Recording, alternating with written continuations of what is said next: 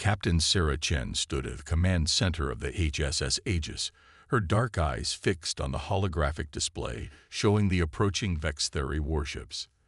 Their crystalline vessels gleamed like shards of amethyst against the void, beautiful but lethal. The bridge crew maintained their positions with practiced precision, though Chen could sense their tension. "Status report," she commanded, her voice steady despite the gravity of their situation. "3 Vextheri cruisers on intercept course, Captain," Lieutenant Raj Patel responded from his tactical station. "Their energy signatures suggest weapons are powered but not yet charged. They're curious about us." Chen allowed herself a small smile. The Aegis was humanity's latest masterpiece of military deception, a warship disguised as a diplomatic vessel. Its true capabilities lay hidden beneath layers of carefully crafted camouflage, waiting to be revealed only if absolutely necessary. "Open a channel, Lieutenant Wang," Chen ordered. "Let's try diplomacy first. That's what we're here for, after all." The last part carried a hint of irony that wasn't lost on her crew. "Channel open, Captain," Wang confirmed from communications. Her fingers danced across her console, translating protocols in real time. "Attention Vextheri vessels, this is Captain Sarah Chen of the human stellar ship Aegis. We come in peace, seeking diplomatic dialogue and cultural exchange." The response came quickly, transmitted in sharp bursts of crystalline frequencies that their AI translated into English. The alien voice carried unmistakable contempt. "Primitive vessel, you have entered Vextheri space without proper authorization. Your technology indicates a species barely capable of interstellar travel. Submit to immediate inspection and prepare to be escorted to the nearest outpost for processing." Chen exchanged glances with her XO, Commander David Rivera. They'd encountered this kind of reception before. Advanced species assuming humanity's apparent technological level reflected their actual capabilities. It was an assumption that had proven fatal for others in the past. "Vextheri Command, we respectfully decline. We are a sovereign vessel on a diplomatic mission. Our technological differences do not negate our right to free passage under galactic common law." The crystalline ships began to move into an attack formation, their positions forming a perfect geometric pattern. Chen had studied Vextheri tactical doctrine. They believed in mathematical precision above all else, viewing combat as a pure expression of geometric perfection. "Your primitive understanding of galactic law is irrelevant," the Vextheri commander responded. "You will submit to inspection or be destroyed. You have 30 seconds to power down your systems." Chen straightened in her command chair, her decision made. "All hands, this is the captain. Initiate Protocol Pandora. Authorization, Chen Alpha 79. Throughout the ship, hidden systems began to wake. What appeared to be decorative hull patterns were actually advanced weapon ports. Seemingly structural support beams housed quantum-encrypted communication arrays. The entire vessel hummed with power that had remained carefully masked until this moment. "They're charging weapons," Paddle reported, his hands hovering over his tactical console. "Their formation suggests they're preparing for a standard 3-point containment strike." "Let them make the first move, Lieutenant," Chen ordered. "But be ready with countermeasures." "Commander Rivera, status of our shield systems." "Quantum deflectors ready, Captain. They're still reading us as operating on basic electromagnetic shielding." The first Vextheri shot streaked across space, a warning shot that passed close enough to the Aegis to scan their supposed defensive capabilities. Chen watched as their opponents fell perfectly into their own trap. "Interesting," the tactical officer noted. "They're using minimal power, calculating exactly how much force they think they'll need based on our apparent technology level." "Their mistake," Chen replied. "Lieutenant Wang, send one final message. Vextheri Command, this is your last warning. We do not wish to demonstrate our true capabilities, but we will defend ourselves if forced." The response was predictable. Another burst of crystalline frequencies, this time carrying clear derision. "Your primitive threats are meaningless. Prepared to be destroyed as an example to other lesser species who dare to challenge Vextheri supremacy." All three alien vessels fired simultaneously, their energy weapons forming a perfect triangular pattern designed to overwhelm basic shields. The shots struck the Aegis's hull and disappeared into subspace pockets that hadn't existed seconds before. Energy absorption at 98% efficiency, Captain Rivera reported with satisfaction. Their attack just charged our secondary weapon banks to full capacity. Chen leaned forward in her chair. Time to educate our friends about the dangers of underestimating primitive species. Tactical, target their weapon arrays. Minimal force, let's not destroy them if we don't have to. Sometimes the best lesson is surviving to tell others about it. The Aegis's true nature was about to be revealed, and Chen couldn't help but feel a touch of pride. Humanity had learned long ago that sometimes appearing weak was the greatest strength of all.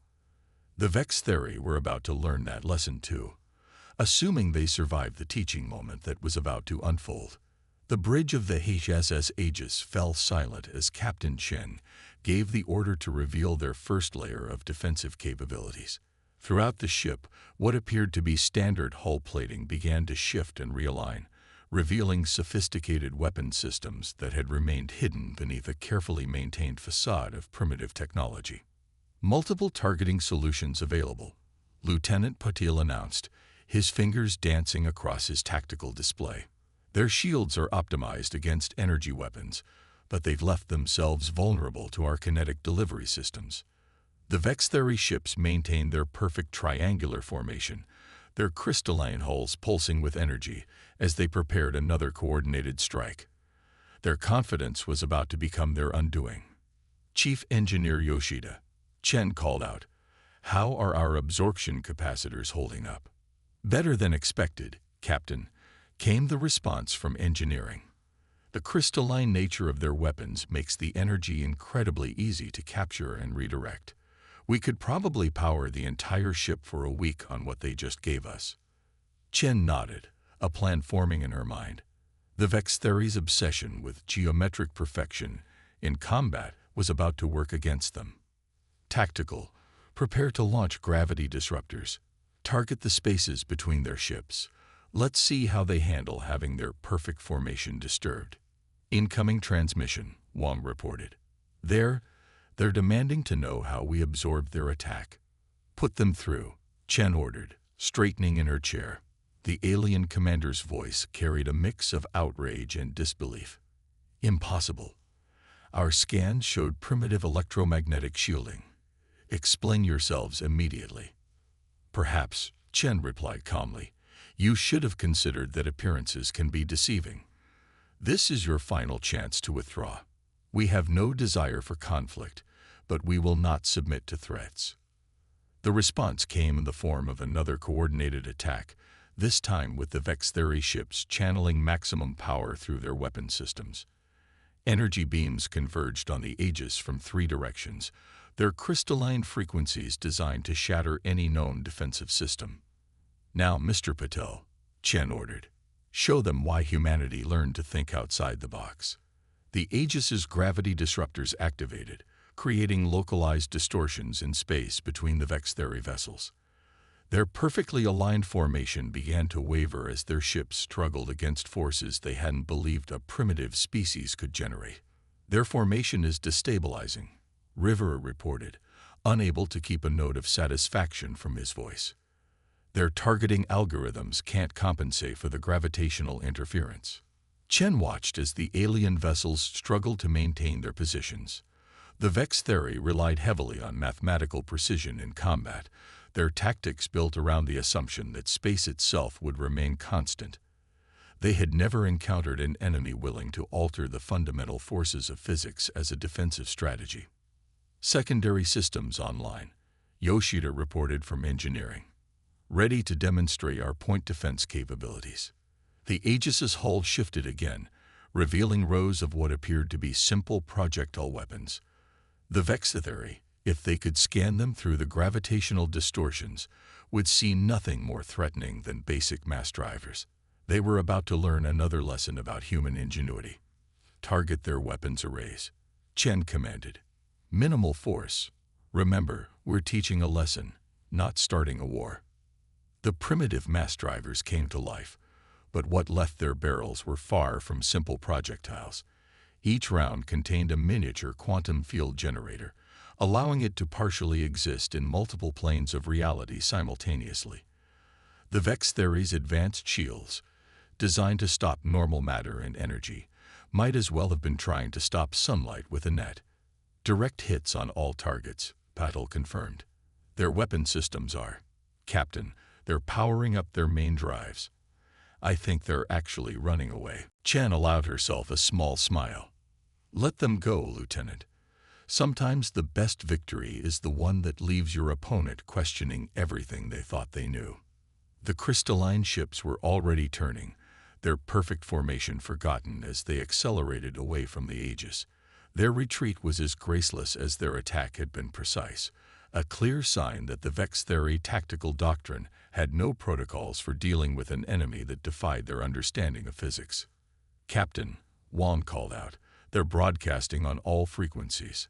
I think they're warning other ships to stay away from us. They're calling us reality benders and physics defiers.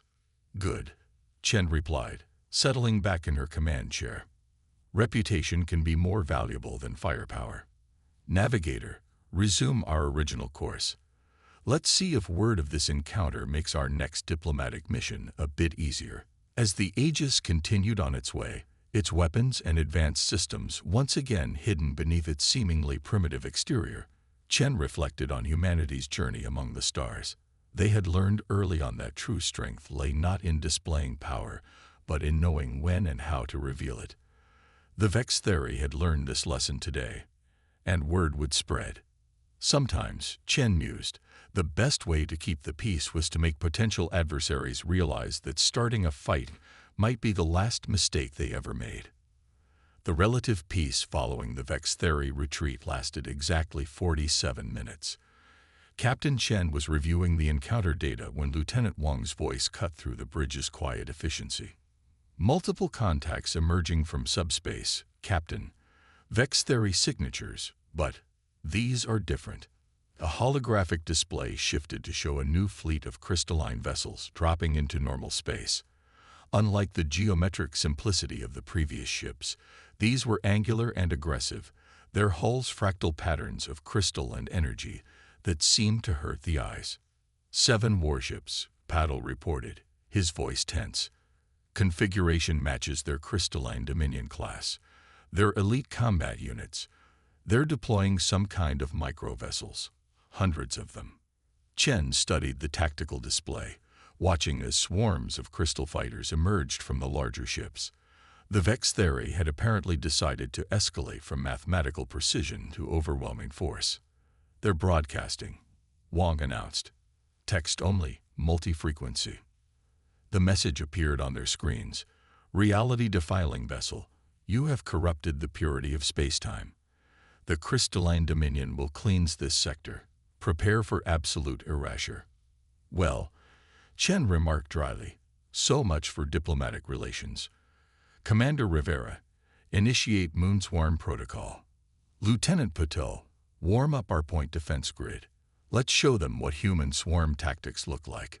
Throughout the Aegis, hidden launch bays began to open. What had appeared to be maintenance pods and sensor arrays transformed into launch tubes. Inside each, a WASP-class microfighter waited, humanity's answer to overwhelming odds. WASP Squadron, this is Captain Chen. You are cleared for launch. Remember your training. They expect mathematical precision, so give them controlled chaos instead. Pilot Alice Firefly Santos led the first wave of WASP fighters into space. Each vessel was barely larger than a human body, powered by miniaturized fusion drives, and controlled through neural interfaces that translated thought into action faster than any physical control system. "Wasps, form up on me," Santos commanded. "Scatter pattern Delta 7. Let's show these crystal collectors what real swarm tactics look like." The human fighters moved in patterns that seemed random but contained hidden order, inspired by the complex dances of actual insects rather than mathematical formulas. The Vex Theory fighters, programmed to recognize and counter geometric formations, found their targeting systems struggling to predict movement patterns based on organic behavior. "Their swarm is advancing," Paddle reported. "Standard crystalline dominion attack pattern. They're trying to form a perfect sphere of death around us." Chen nodded. "Just as expected. Lieutenant Wang, initiate sonic warfare protocols. Let's add some rhythm to this dance." The Aegis began broadcasting on frequencies that the Vex theory used for fighter coordination. But instead of jamming signals, they transmitted Earth music, complex jazz improvisations that followed rules the aliens' mathematical minds couldn't predict. In space, Firefly's squadron danced through the enemy formation. Their movements matched the jazz rhythms, creating attack patterns that were somehow both chaotic and coordinated. The Vex theory fighters, trying to maintain their perfect sphere, found themselves responding to moves they couldn't predict. The crystalline dominion's retreat had lasted barely 15 minutes before space itself seemed to shatter. A massive portal torn through subspace heralded the arrival of something that made Captain Chen's blood run cold, a Vex theory worldship. "Dear God," Rivera whispered, staring at the tactical display. "That thing's bigger than Manhattan."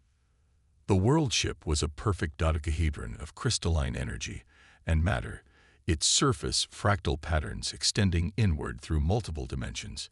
Each face of the massive vessel could have housed the entire Aegis with room to spare. "Priority transmission," Wang announced, her voice tight. "They're using quantum-encrypted channels. This is coming from their high command." The voice that filled the bridge was different from the previous Vex theory communications. Deeper, resonating with harmonics that made the air itself vibrate. "Anomalous human vessel, I am Grand Geometrist Zixtal of the Crystalline Dominion. Your corruption of mathematical space ends now. Surrender and submit to purification, or we will demonstrate true mastery of dimensional warfare." Chen exchanged looks with her command crew. They had anticipated escalation, but a worldship was beyond their worst-case scenarios. These vessels were spoken of in whispered rumors among spacefaring races. None who had faced one had survived to provide reliable intelligence. "Battle stations," Shen ordered, her voice steady despite the gravity of their situation. "Chief Yoshida, status of our quantum shielding." "Holding at maximum capacity, Captain," the engineer replied. "But that thing's putting out more energy than a small star. We can't absorb that much power without overloading our systems." The worldship began to move, its massive form defying normal physics as it rotated through multiple dimensions simultaneously. Each face began generating complex geometric patterns of energy that twisted space itself into impossible shapes. "They're trying to trap us in a dimensional cage," Paddle reported, his fingers flying over his tactical console. "If those patterns connect, we'll be locked in a pocket of space-time. They can collapse at will." Chen's mind raced through options. The Aegis was designed for deception and tactical superiority against conventional forces, but this was beyond conventional. They needed something unexpected, something that even the Vex theory's mathematical mastery couldn't predict. "Lieutenant Wang, access the cultural database. What do we have on human artistic concepts that specifically reject geometric precision?" Wang's fingers danced across her console. "Abstract expressionism, Captain. Jackson Pollock's chaos theory paintings, Kandinsky's spiritual abstractions, art that deliberately defies mathematical analysis." "Perfect. Commander Rivera, reconfigure our quantum field generators to mimic those patterns. Let's fight their geometric perfection with deliberate chaos." The Aegis's hidden systems came alive once more, but this time they weren't generating simple defensive fields or weapon effects. Instead, they began projecting quantum distortions that followed the seemingly random patterns of abstract art, splashes of spatial distortion that made no mathematical sense, but followed a deeper, more intuitive logic. What are they doing?" The Grand Geometrist's voice carried genuine confusion. "These patterns cannot exist. They violate every principle of dimensional mathematics." "That's the point," Chen muttered, then opened a channel. Grand geometrist, you assume that all of reality must follow your mathematical rules. Humanity learned long ago that true understanding comes from embracing chaos as well as order. The ages moved through space in ways that shouldn't have been possible, its trajectory following patterns inspired by centuries of human artists who had rejected rigid geometry in favor of emotional truth. The Warship's dimensional cage, designed to contain ships moving according to physical laws, couldn't adapt to movement that deliberately defied mathematical prediction. Impossible. Zixtal's voice boomed across space. You cannot navigate through quantum foam using artwork. Watch us, Chen replied. Lieutenant Patel, activate the Jackson-Pollock protocol. The Aegis's quantum field generators suddenly shifted into overdrive, projecting distortion patterns that resembled a three-dimensional version of Pollock's famous drip paintings. Space itself seemed to splatter and flow around the ship, creating a chaotic web of quantum possibilities that the Warship's computers couldn't process. Their targeting systems are failing, Rivera reported with a hint of awe. They can't predict where we'll be because we're not using any recognizable pattern of movement. The Warship's perfect geometric forms began to fluctuate as its systems tried to compensate for the human vessel's impossible maneuvers. Its dimensional cage, requiring precise mathematical calculations to maintain, started to show signs of instability. Their power grid is fluctuating, Yoshida reported from engineering. All that energy they're pumping into space is starting to backfire.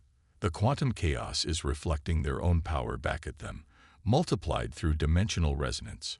Chen watched as the massive crystalline structure began to show signs of stress.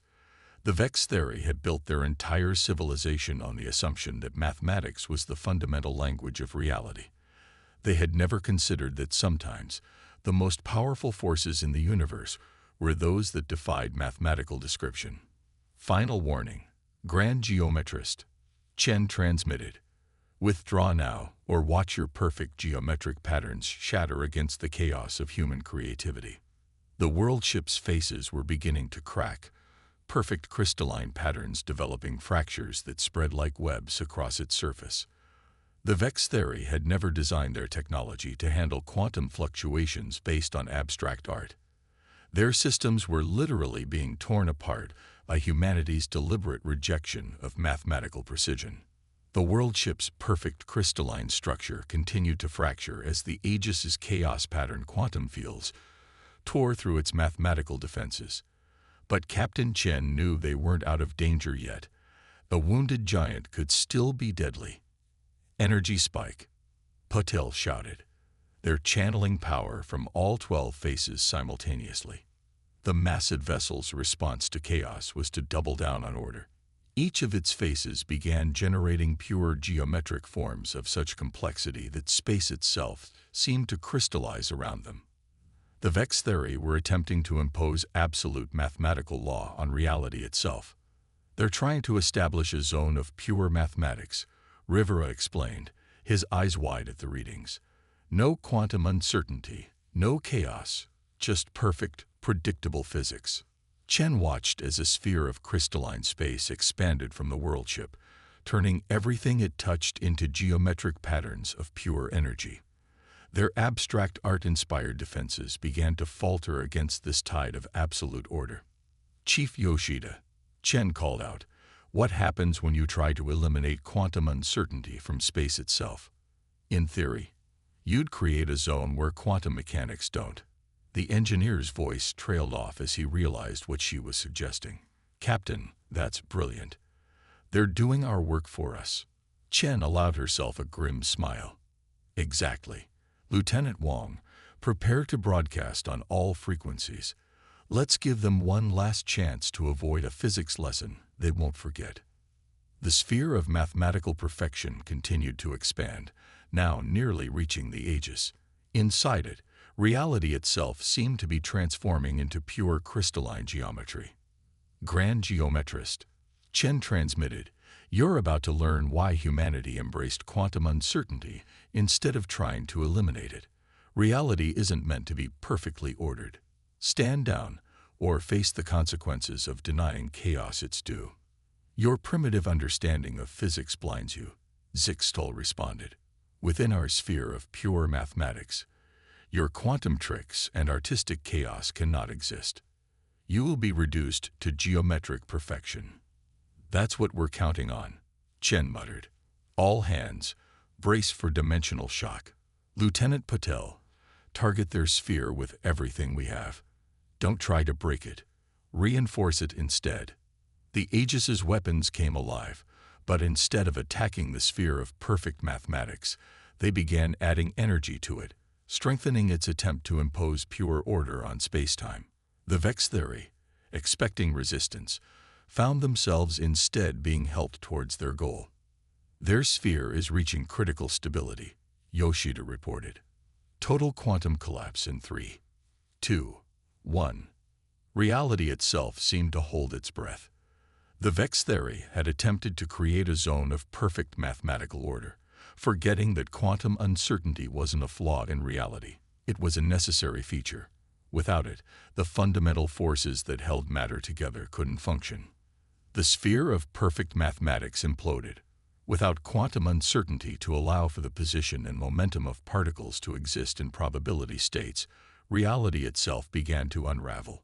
The world-ship, caught at the center of its own trap, started to crystallize in ways its designers had never intended. Their power grid is collapsing, Paddle reported. The geometric patterns are turning in on themselves. They've created a cascade failure in their own dimensional mathematics. Chen opened a channel one final time. Grand Geometrist, emergency teleport your crew out now. Once your ship's quantum matrix fully crystallizes, you'll be trapped in your own pocket of frozen spacetime. For a moment, there was no response. Then, streams of emergency teleport signatures began appearing as the Vex theory abandoned their dying vessel. The world ship, once a perfect dodecahedron of power and precision, was transforming into a twisted crystal sculpture of mathematical paradox. All enemy crew signatures have evacuated, Wang confirmed. They're being picked up by their support vessels, which are retreating at maximum speed. The world ship made no sound as it finally surrendered to the laws of quantum mechanics it had tried to deny. Its massive form crystallized completely, becoming a monument to the dangers of seeking perfect order in an imperfect universe. Stand down from battle stations, Chen ordered. Lieutenant Wang, prepare a buoy with warning beacons. Let's make sure no one accidentally flies into that thing while it's phasing through quantum states. As her crew carried out their duties, Chen reflected on the encounter. The Vex theory had sought to impose perfect mathematical order on a universe that required both chaos and order to function. Humanity, with its ability to embrace both scientific precision and artistic chaos, had proven better suited to navigate the true nature of reality. Captain, Wang called out, we're receiving transmissions from multiple sectors. Word of our encounter is spreading fast. The Vex theory, they're being called the ones who failed to cage chaos, and we're being referred to as the artists of quantum war. Chen smiled.